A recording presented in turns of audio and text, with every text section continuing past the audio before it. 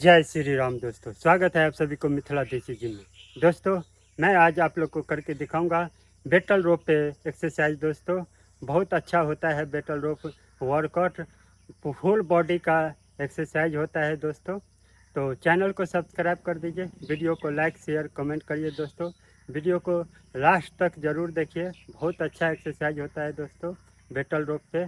Complete हम 10-12 exercise करके दिखाएंगे आप सभी को। तो चलिए शुरू करता हूँ।